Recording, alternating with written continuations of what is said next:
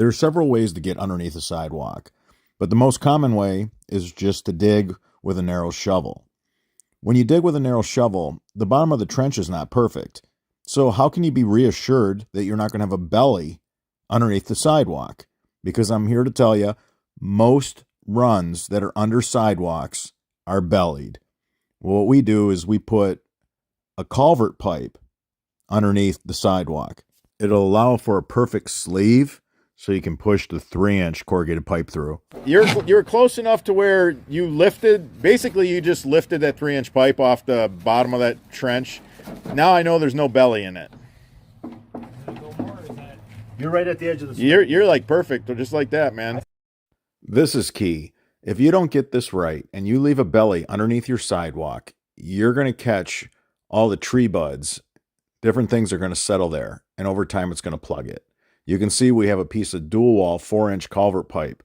And if you don't have that accessible, you can use a piece of Schedule 40 PVC 4-inch and put the 3-inch plus right through it. We know there's no belly underneath that sidewalk. We started this line really high, so we slope down to where we get under the sidewalk. This 3-inch plus line is so much easier and so much better to get under the walk with no belly.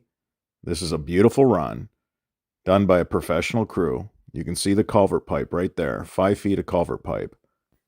If this sidewalk is ever replaced, if they ever bust this sidewalk out to do brick pavers, if they ever bust out the concrete because the concrete has cracked and it needs to be replaced, it's not going to affect the drain tile. It's not going to impact the underground buried downspout system because the sleeve will protect it. Notice how shallow the 3-inch plus line is. Look how high it is.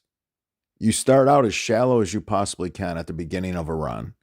That way you can create more slope. Your slope will run right to your catch basin. You'll get all the debris through the pipe to the point to where the catch basin is at, and then it'll get caught at the catch basin.